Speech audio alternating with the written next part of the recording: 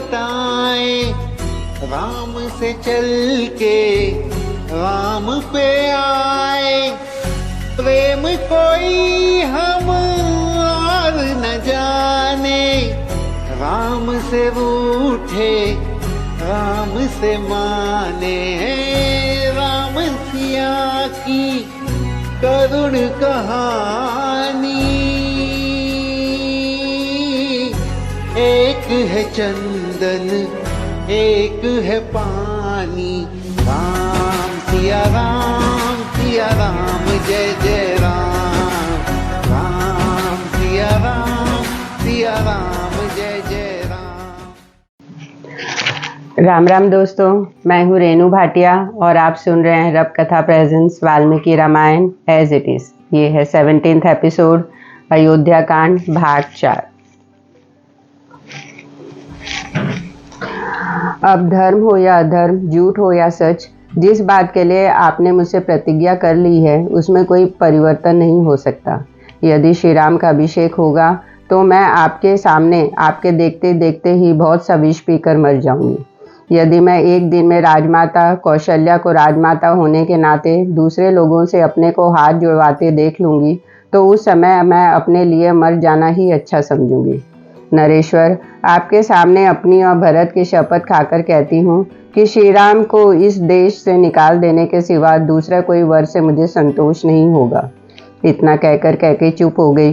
राजा बहुत रोए गिड़गिड़ाए, किंतु उसने उसकी किसी बात का जवाब नहीं दिया।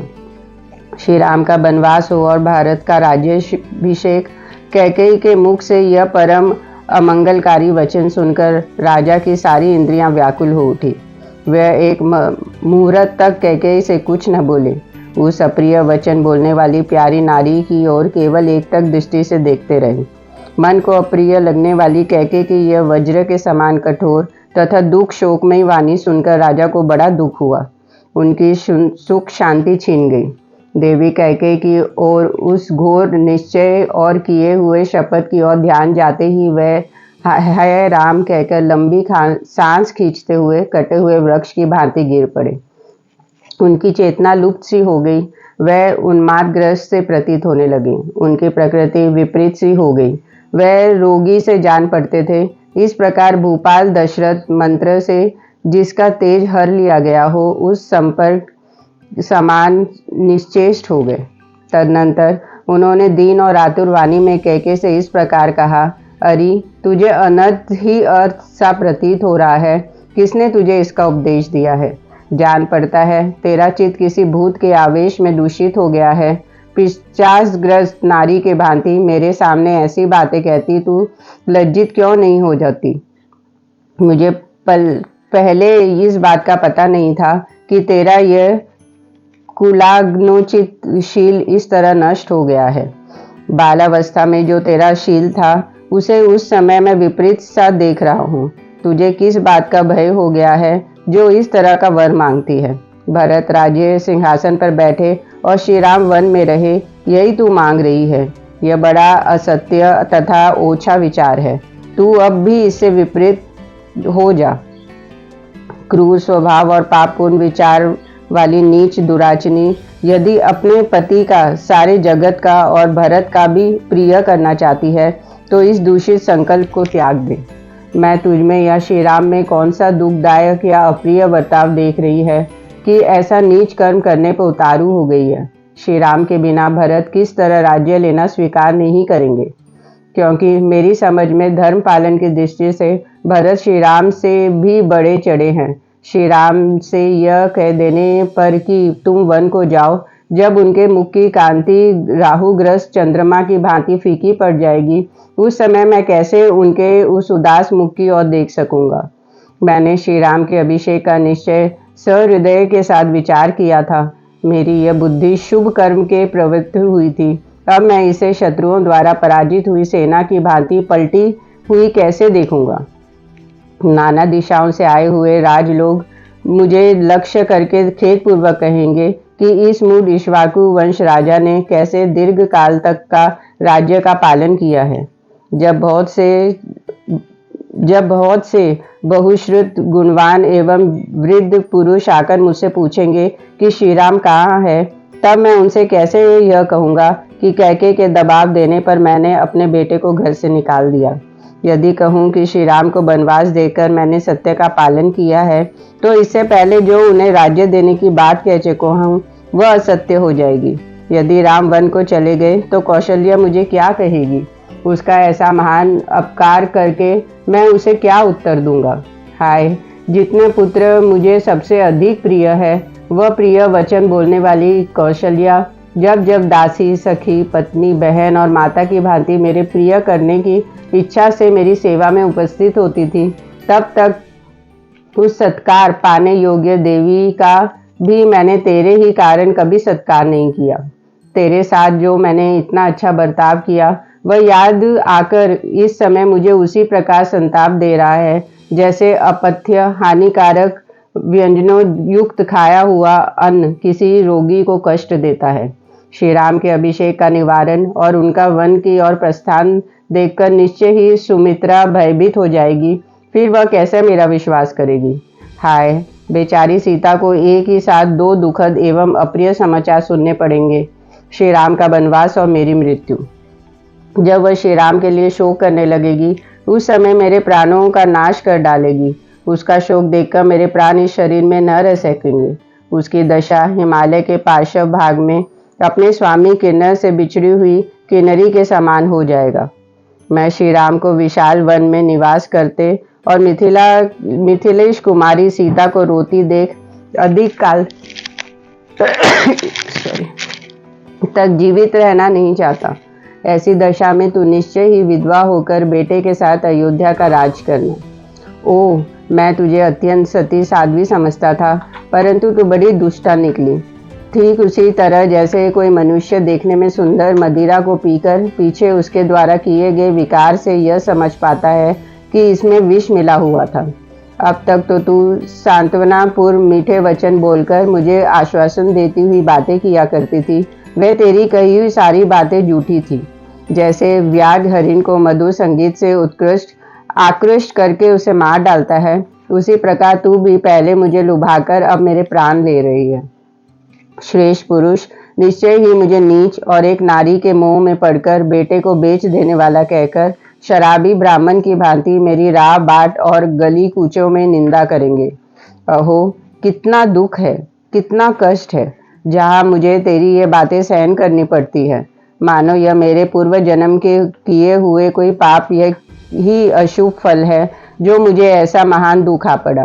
पापिनी, मुझे पापी ने बहुत दिनों से तेरी रक्षा की और अज्ञानवश तुझे गले लगाया, किंतु तू आज मेरे गले में पड़ी हुई फांसी की रस्सी बन गई है।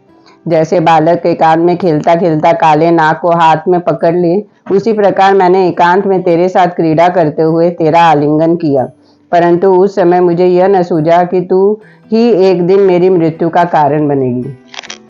हाय, मुझे दुरात्मा जीते जी ही अपने महात्मा पुत्र को पितरहीन बना दिया। मुझे यह सारा संसार निश्चय ही धिक्कारेगा, गालियां देगा, जो उचित ही होगा। लोग मेरी निंदा करते हुए कहेंगे कि राजा दशरथ बड़ा ही मूर्ख और कामी है, जो एक स्त्री को संतुष्ट करने के लिए अपने प्यारे पुत्र को वन में भेज रहा है। हाय, अब तक तो श्री राम वेदों के अध्ययन करके ने ब्रह्मचार्य व्रत का पालन करने तथा अनेक गुरुजनों के सेवा में संलग्न रहने के कारण दुबले होते आए हैं। अब जब इनके लिए सुख भोग्य का समय आया, तब ये वन में जाकर महान कष्ट में पड़ेंगे। अपने पुत्र श्री राम से यदि मैं कह दूं कि तुम वन को चले जाओ, तो वे तुरंत बहुत अच्छा कहकर मेरी आज्ञा को स्वीकार कर लेंगे। मेरे पुत्र राम दूसरी कोई बात कहकर मुझे प्रतिकूल उत्तर नहीं दे सकते।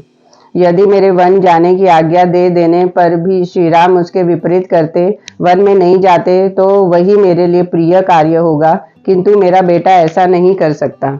यदि रघुनंदन राम वन को चले गए और सब लोगों के धिक्कार पात्र बने हुए मुझ अक्षम्य अपराधी को मृत्यु अवश्य यमलोक में पहुंचा देगी। यदि नरश्रेष्ठ श्री राम वन में चले गए, जाने पर मेरी मृत्यु हो गई, तो शेष जो मेरे प्रियजन कौशल्या आदि यहाँ रहेंगे, उन पर तू कौन सा अत्याचार करेगी? देवी कौशल्या की यदि मुझसे श्री राम तथा शेष दोनों पुत्र लक्ष्मण और शत्रुघ्न से बिछोह हो जाएगा तो वह इतने बड़े दुख को सहन नहीं कर सकेगी। अंत मेरे ही पीछे वह भी परलोक सिधार जाएगी। सुमित्रा का भी यही हाल होगा। कैकेयी इस प्रकार कौशल्या को, सुमित्रा को और तीनों पुत्रों के साथ मुझे भी नरक तुल्य महान शोक में डालकर तू स्वयं सुख रहना चाहेगी। अनेकों अनेक गुणों से सकृत, शाश्वत और शोभ रहित यह इक्ष्वाकु कुल जब मुझसे और श्री राम से परित्याग होकर शोक से व्याकुल हो जाएगा, तब उस अवस्था में तू इसका पालन करेगी।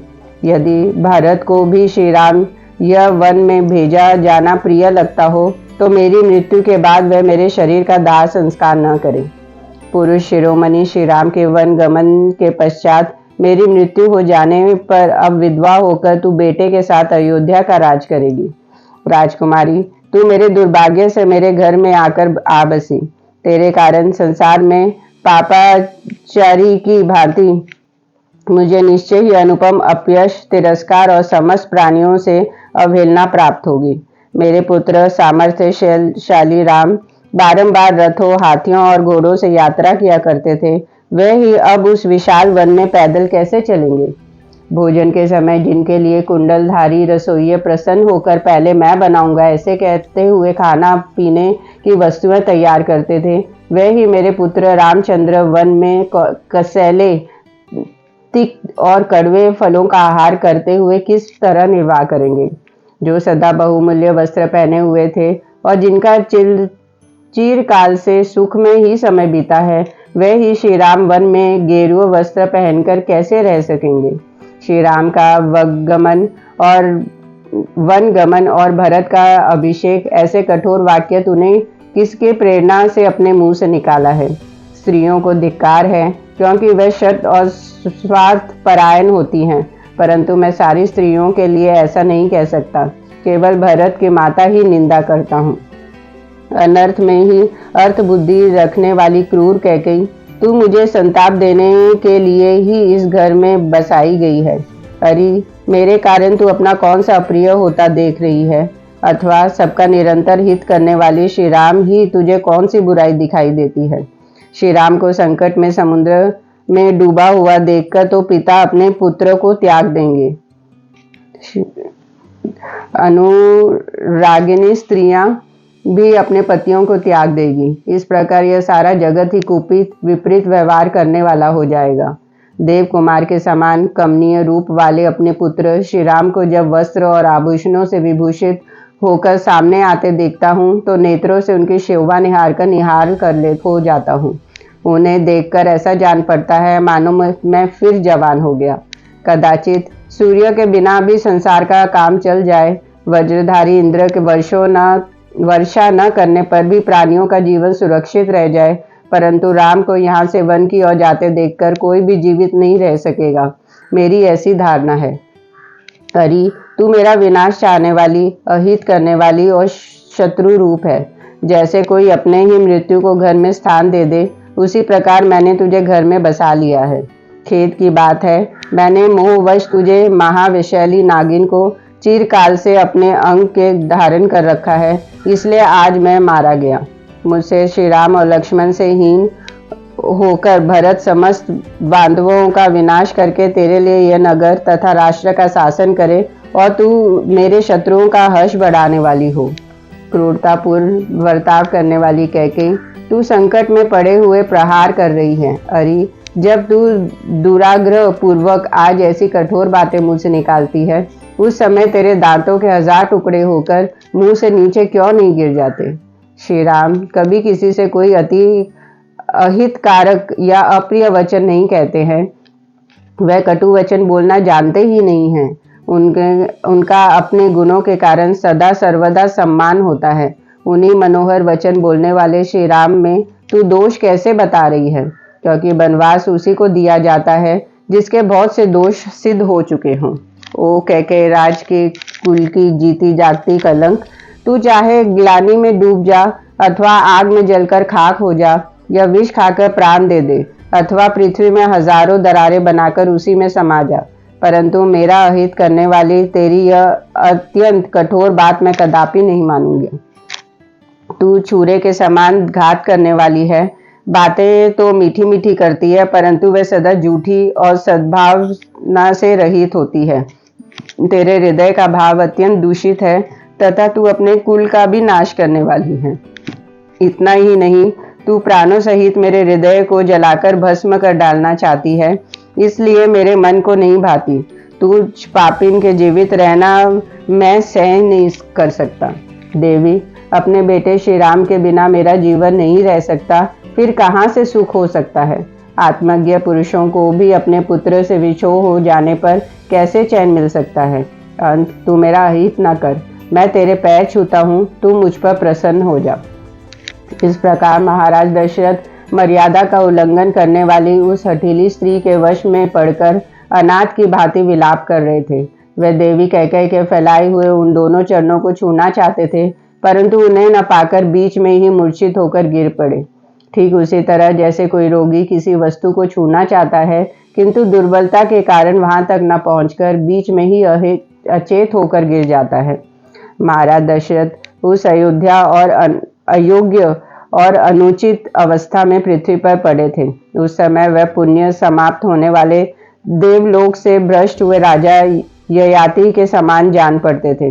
उनकी वैसी दशा देखकर अनर्थ की साक्षात मूर्ति कैकेयी, जिसका प्रयोजन अभी तक सिद्ध नहीं हुआ था, जो लोकापवाद का भय छोड़ चुकी थी, वह श्री राम से भरत के लिए भय देखती थी, पुनः उसी वर के लिए राजा को संबोधित करके कहने लगी, महाराज, आप तो डींग मारा करते थे कि मैं बड़ा सत्यवादी और दृढ़ प्रतिज्ञ हूँ, फिर आप मेरे इस वरदान को क्यों हजम कर जाना चाहते हैं। कैकेयी के ऐसा कहने पर राजा दशरथ 2 घड़ी तक व्याकुल सी व्यवस्था में रहे। तत्पश्चात कुपित होकर उसे इस प्रकार उत्तर देने लगे, ओ नीच, तू मेरी शत्रु है। न श्रेष्ठ श्री राम के वन में चले जाने पर जब मेरी मृत्यु हो जाएगी, उस समय तू सफल मनोरथ होकर सुख से रहना। हाय, स्वर्ग में जब देवता मुझसे श्री राम का कुशल समाचार पूछेंगे, उस समय उन्हें क्या उत्तर दूंगा। यदि कहूँ उन्हें वन में भेज दिया, तो उसके बाद वह लोग जो मेरे प्रति धिक्कारपूर्ण बात करेंगे, उसे कैसे सहन कर सकूंगा। इसके लिए मुझे बड़ा खेद है। कैकेयी का प्रिय करने की इच्छा और उसके मांगे हुए वरदान के अनुसार मैंने श्री राम को वन में भेज दिया, और यदि ऐसा कहूँ कि इसे सत्य बताऊं, तो मेरी वह पहली बात असत्य हो जाएगी जिसके द्वारा मैंने राम को राज्य देने का आश्वासन दिया है। मैं पहले पुत्रहीन था, फिर महान परिश्रम करके मैंने जिस महातेजस्वी महापुरुष श्री राम को पुत्र रूप में प्राप्त किया, उनका मेरे द्वारा त्याग कैसे किया जा सकता है।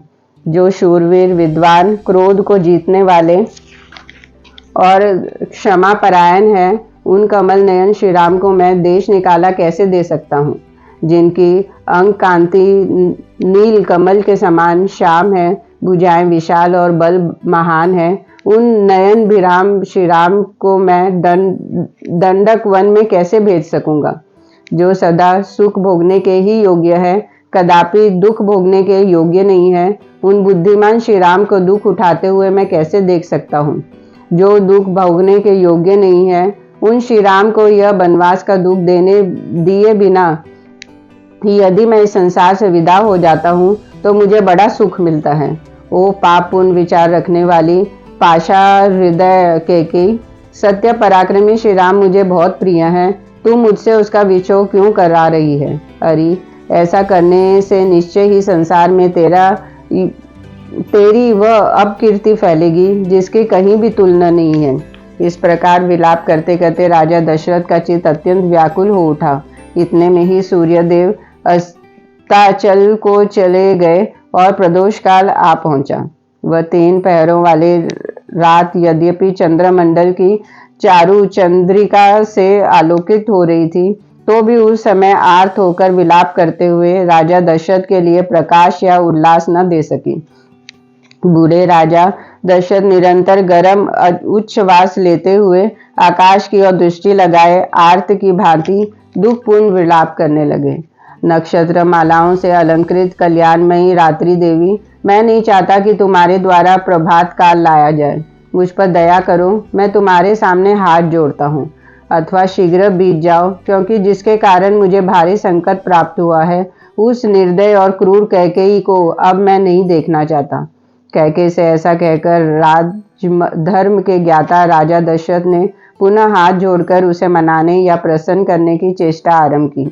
कल्याणमयी देवी, जो सदाचारी, दीन और तेरे आश्रित, मरणासन और विशेषकर राजा है, ऐसा तुझ पर दशरथ की कृपा कर, ऐसे मुझ दशरथ पर कृपा कर। सुंदर कटी प्रदेश वाली कैकेयी नंदिनी, मैंने जो ये श्री राम को राज्य देने की बात कही, वह किसी सूने घर में नहीं, भरी सभा में घोषित की है। अंत बोले, तू बड़ी सहृदय है, इसलिए मुझ पर भली भांति कृपा कर, जिससे सभा सदस्यों द्वारा मेरा उपहास न हो। देवी, प्रसन्न हो जा। कजरारे नेत्र प्रांत वाली प्रिय, मेरे श्री राम तेरे ही दिए हुए उस लक्ष्य राज्य को प्राप्त करें, जिससे इससे तुझे उत्तम यश की प्राप्ति होगी। पृथुल नितंब वाली देवी, सुमुख सुलोचने, यह प्रस्ताव मुझको, श्री राम को, समस्त प्रजा वर्ग को, गुरुजनों को तथा भरत को भी प्रिय होगी। अंत इसे पूर्ण कर। राजा के हृदय का भाव अत्यंत शुद्ध था। उनके आंसू भरे नेत्र लाल हो गए थे और वे दीन भाव से विचित्र करुणाजनक विलाप कर रहे थे। किंतु मन में दूषित विचार रखने वाली निष्ठुर कैकेयी ने पति के उस विलाप को सुनकर भी उनका आज्ञा का पालन नहीं किया। इतने अनुनय विनय के बाद भी जब प्रिया कैकेयी किसी तरह संतुष्ट न हो सकी और बराबर प्रतिकूल बातें ही मुंह से निकालती गई, तब पुत्र के वनवास की बात सोचकर राजा पुन दुखी के मारे मूर्छित हो गए और सुध बुध खोकर पृथ्वी पर गिर पड़े। इस प्रकार व्यथित होकर भयंकर उच्छ्वास लेते हुए मनस्वी राजा दशरथ की वह रात धीरे धीरे बीत गई। प्रातःकाल राजा को जगाने के लिए मनोहर बागों के साथ मंगल गान होने लगा, परंतु उन राजा शिरोमणि तत्काल मनाही भेजकर वह सब बंद करा दिया। इक्ष्वाकु नंदन राजा दशरथ पुत्र शोक से पीड़ित हो पृथ्वी पर अचेत पड़े थे और वेदना से छटपटा रहे थे। उन्हें इस अवस्था में देखकर पापिनी कैकेयी इस प्रकार बोली, महाराज, आपने मुझे 2 वर देने की प्रतिज्ञा की थी और जब मैंने उन्हें मांगा तब आप इस प्रकार सन्न होकर पृथ्वी पर गिरे पड़े हैं, मानो कोई पाप करके पछता रहा हो। यह क्या बात है? आपको सत्य पुरुषों की मर्यादा में स्थिर रहना चाहिए। धर्मज्ञ पुरुष सत्य को ही सर्वश्रेष्ठ धर्म बतलाते हैं और उसका सत्य का सहारा लेकर मैंने आपको धर्म का पालन करने के लिए प्रेरित किया है। पृथ्वीराज, राजा शैब ने बाज पक्षी को अपना शरीर देने की प्रतिज्ञा करके उसे दे ही दिया और देकर उत्तम गति प्राप्त कर ली। इस प्रकार तेजस्वी राजा अलर्क ने वेदों के पारंगत विद्वान ब्राह्मण को उसके याचना करने पर मन में खेद न लाते हुए अपनी दोनों आंखें निकालकर दे दी थी। सत्य को प्राप्त हुए समुद्र सत्य ही अनुसरण करने के कारण परवादी के समय भी अपनी छोटी सी सीमा तट भूमि का भी उल्लंघन नहीं करता। सत्य ही प्रणवरूप शब्द ब्रह्म है, सत्य ही धर्म है, धर्म प्रतिष्ठित है, सत्य ही अविनाशी वेद है और सत्य से ही परब्रह्म की प्राप्ति होती है। इसलिए यदि आपकी बुद्धि धर्म में स्थित है तो सत्य का अनुसरण कीजिए। साधु शिरोमणि, मेरा मांगा हुआ वह सफल होना चाहिए, क्योंकि आप स्वयं ही उसके वर के दाता हैं। धर्म के ही अभीष्ट फल की सिद्धि के लिए तथा मेरे प्रेरणा से भी आप अपने पुत्र श्री राम को घर से निकाल दीजिए। मैं अपने इस कथन को 3 बार दोहरा चुकी हूँ। आर्य, यदि मुझसे भी हुई इस प्रतिज्ञा का आप पालन नहीं करेंगे तो मैं आपसे उपेक्षित होकर आपके सामने ही अपने प्राणों का परित्याग कर दूंगी। इस प्रकार कैकेयी ने जब निशंक होकर राजा को प्रेरित किया, तब वह उस सत्य रूपी बंधन को वैसे नहीं खोल सके, उस बंधन से अपने को उसी तरह नहीं मुक्त कर सके जैसे राजा बलि इंद्र प्रेरित वामन के पाश से अपने को मुक्त करने में असमर्थ हो रहे थे। 2 पहिए के बीच में फंसकर वहां से निकलने की चेष्टा करने वाले गाड़ी के बैल की भांति उनका हृदय उद्भ्रांत हो उठा था और उनके मुख की कांति भी फीकी पड़ गई थी। अपने विकल नेत्रों से कुछ भी देखने में असमर्थ से होकर भूपाल दशरथ ने बड़ी कठिनाइयों से धैर्य धारण करके अपने हृदय को संभाला और कैके से इस प्रकार कहा, पापिनी, मैंने अग्रि के समीप सांगुष्टे ग्रभनमनी सौभाग्यवत सस्तम इत्यादि वैदिक मंत्र का पाठ करके तेरे जिस हाथ को पकड़ा था इसे आज छोड़ रहा हूँ। साथ ही तेरे और अपने द्वारा उत्पन्न हुए तेरे पुत्र का भी त्याग करता हूँ। देवी, रात बीत गई। सूर्योदय होते ही सब लोग निश्चय ही श्री राम का राज्याभिषेक करने के लिए मुझे शीघ्रता करने को कहेंगे। उस समय जो सामान श्री राम के अभिषेक के लिए लुटाया गया है उसके द्वारा मेरे मरने के बाद श्री राम के हाथ से मुझे जलांजलि दिलवा देना, परंतु अपने पुत्र सहित तू मेरे लिए जलांजलि न देना। पापचारिणी, यदि तू श्री राम के अभिषेक में विघ्न डालेगी तो तुझे मेरे लिए जलांजलि देने का कोई अधिकार न होगा। मैं पहले श्री राम के राज्याभिषेक के समाचार से जो जन समुदाय का हर्षोल्लास से परिपूर्ण उन्नत मुख देख चुका हूँ, वैसे देखने के पश्चात आज पुनः उसी जनता के हर्ष और आनंद से शून्य नीचे लटके हुए मुख को मैं नहीं देख सकूंगा। महात्मा राजा दशरथ के कैकेयी से इस तरह की बातें करते करते ही चंद्रमा और नक्षत्र मालाओं से अलंकृत व पुण्यमयी रजनी बीत गई और प्रातः काल आ गया। तदनंतर बातचीत के मर्म को समझने वाली पापचारिणी कैकेयी रोष से मूर्छित सी होकर राजा से पुनः कठोर वाणी में बोली, राजन, आप विष और शूल आदि रोगों के समान कष्ट देने वाले ऐसे वचन क्यों बोल रहे हैं? इन बातों से कुछ होने जाने वाला नहीं है। आप बिना किसी क्लेश के अपने पुत्र श्री राम को यहाँ बुलवाइए। मेरे पुत्र को राज्य भर प्रतिष्ठित कीजिए और श्री राम को वन में भेजकर मुझे निष्कंटक बनाइए, तभी आप कृतकृत्य हो सकेंगे। तीखे कोड़े के समान मारे से पीड़ित हुए उत्तम अश्व की भांति कैके द्वारा बारंबार प्रेरित होने पर व्यथा हुए राजा दशरथ इस प्रकार कहा, मैं धर्म के बंधन में बंधा हुआ हूँ, मेरी चेतना लुप्त होती जा रही है, इसलिए इस समय मैं अपने धर्मपरायण परम प्रिय ज्येष्ठ पुत्र श्री राम को देखना चाहता हूँ। उधर जब रात बीती प्रभात हुआ, सूर्य देव का उदय हो गया और पुण्य नक्षत्र में के योग में अभिषेक का शुभ मुहूर्त आ पहुंचा। उस समय शिष्यों से घिरे हुए शुभ गुण संपन्न महर्षि वशिष्ठ अभिषेक की आवश्यक सामग्रियों का संग्रह करके शीघ्रता पूर्वक उस श्रेष्ठ पुरी में आए। उस पुण्य वेला में अयोध्या की सड़कें झाड़ बुहार कर साफ कर दी गई थी, उन पर जल का छिड़काव हुआ था। सारी पूरी उत्तम पताकाओं से सुशोभित थी। वहां के सभी मनुष्य हर्ष और उत्साह से भरे हुए थे। बाजार और दुकानें इस तरह सजी हुई थी कि उनकी स्मृति देखते ही बनती थी। सब और महान उत्सव हो रहा था। सारी नगरी श्री रामचंद्र जी के अभिषेक के लिए उत्सुक थी। चारों ओर चंदन, अगर और धूप की सुगंध व्याप्त हो रही थी। इंद्र नगरी अमरावती के समान शोभा पाने वाली उस पुरी को पार करके श्रीमान वशिष्ठ जी ने राजा दशरथ का अंतपुर का दर्शन किया, जहां सहस्त्रों ध्वजाएं फहरा रही थी। नगर और जनपद के लोग वहां भरे हुए थे। बहुत से ब्राह्मण उस स्थान की शोभा बढ़ा रहे थे। छड़ीदार राज सेवक तथा सजे सजाए सुंदर घोड़े वहां अधिक संख्या में उपस्थित थे।